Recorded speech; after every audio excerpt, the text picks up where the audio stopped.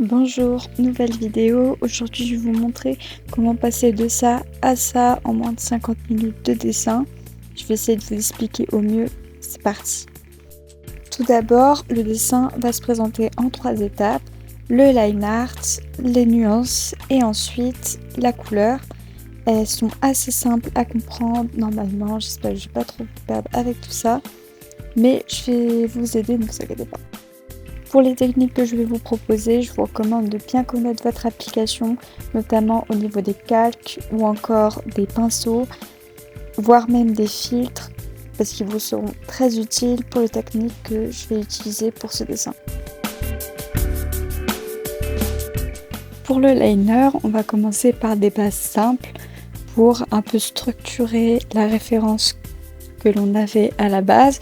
Donc là par exemple pour ce chien, on peut plus faire une sorte de forme ronde avec une petite boule au bout pour tout ce qui est la tête et la langue. Ensuite on va pouvoir mettre quelques petits détails pour mieux apercevoir la forme que l'on souhaite. Et après on va essayer de gommer un peu le liner pour avoir quelque chose de plus doux et de plus joli. Et surtout, quand vous faites un liner, évitez de trop mettre les détails dès le début, parce que de toute façon, en général, les détails importants comme les nuances, etc., on va les mettre pour la coloration. Donc ça sert à rien de trop remplir l'intérieur de votre liner. Bref, vous faites quelque chose de propre, de soigné. Sinon, vous pouvez aussi repasser par-dessus avec un autre calque pour vraiment avoir quelque chose de net. Personnellement, je préfère gommer pour vraiment avoir une bonne esthétique de la chose et surtout que j'aime bien ce style là de liner. Et vous finissez avec ça.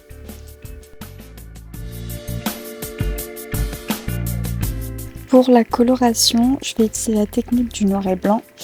Alors pour cette technique, il faut avoir la notion des couleurs foncées et des couleurs claires et surtout aussi de l'ombre et de la lumière. Alors à quoi ça va servir? Ça va tout simplement aider à faire ressortir les volumes et à différencier les différents tons de couleurs. Donc comme on peut voir sur la photo par exemple, le museau est plus foncé que le corps. Dans ce cas-là, je vais mettre des couleurs plus foncées, donc un gris plus foncé que celui de base sur le museau et les oreilles. Et par contre, je vais aussi choisir un ton plus clair pour les parties du corps qui elles sont plus claires, majoritairement dues à la lumière. Et je vais aussi pouvoir à la fin placer les lumières finales que l'on peut voir en haut à droite de l'image. Elles vont servir à se rendre compte que en fait le personnage est tout simplement rond, un peu comme un boudin. Et surtout que ça va aider aussi pour la texture du poil, ainsi que pour faire ressortir les plis du corps. Et aussi pour aider à la couleur après. Ensuite, on va rajouter des détails donc pour donner la texture du poil par exemple. Et on va vraiment faire en sorte de faire ressortir les plissures afin qu'on puisse les apercevoir même sans le line art. Et aussi pouvoir un peu plus détailler la texture parce que c'est assez important vu que c'est un chien, il y a des poils. Et dans ce cas, ce n'est pas aussi lisse que la couleur de peau. Alors bien sûr, ça peut dépendre de votre style artistique. Pour le coup, ça va vraiment dépendre aussi de vos pinceaux, de l'application que vous utilisez, de vos préférences à vous. Personnellement, c'est vrai que c'est assez lisse, mais parce que le poil est court. Donc j'ai voulu garder une texture un peu lisse pour le reste du dessin.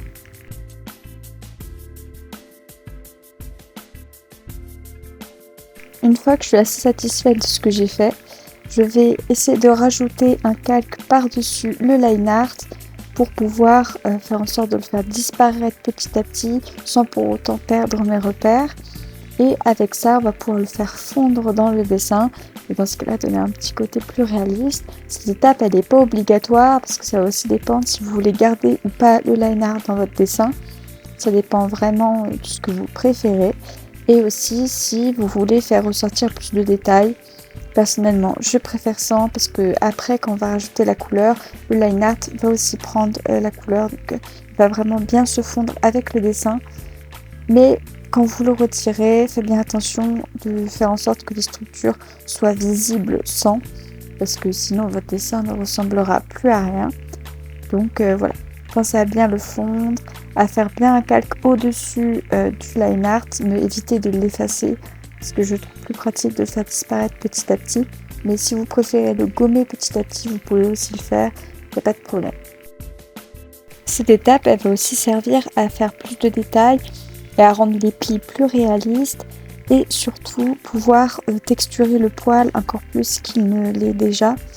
Et surtout, c'est à ce moment-là que vous devez faire bien attention à ce qu'il y a sur votre image de référence, notamment au niveau du volume, au niveau des textures, au niveau des ombres et lumières. C'est vraiment le moment où vous faites les derniers détails. Après, on ne fera que de la colle.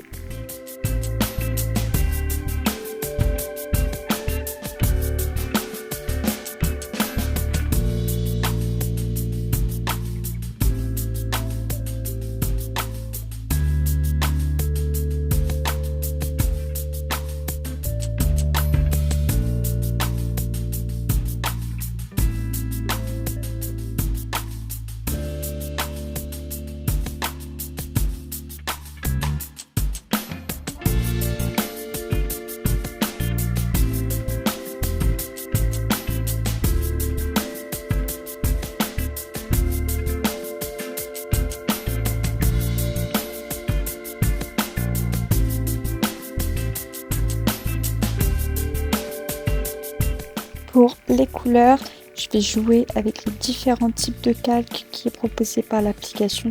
Notamment, si par exemple vous avez Ibis Paint, je vous conseille le calque tamisé, lumière tamisée pour la couleur. Pour les ombres, je vous conseille le calque multiplié. Et pour les lumières, le calque ajouté. Pour cette application, c'est que en anglais, donc ça va être le Art tamisé, un truc comme ça, que je vais utiliser pour la couleur, donc le Hard Light. Pourquoi? Parce que ça va donner une couleur plus soft et beaucoup plus douce, je trouve, tout en gardant les différents tons qu'on avait choisis avant. Comme vous pouvez voir sur le dessin, le museau par exemple est gris et pas orange. Donc on va réajuster et le rendre un peu plus gris.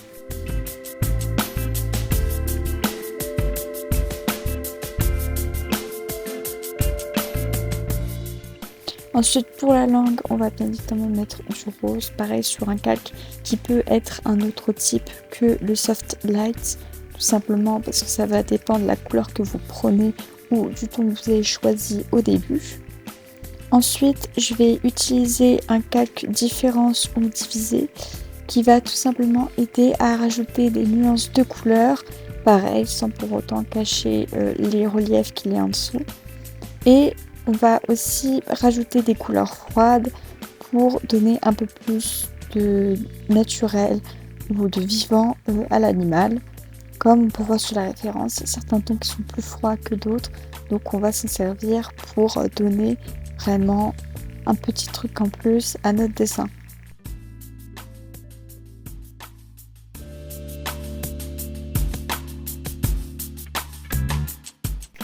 Voilà, merci d'avoir regardé cette vidéo, j'espère qu'elle vous aura été utile. N'hésitez pas à vous abonner et à me suivre sur les autres plateformes, ça me ferait vraiment plaisir. Je vous souhaite bonne soirée et j'espère que vous arriverez à dessiner ce que vous voulez.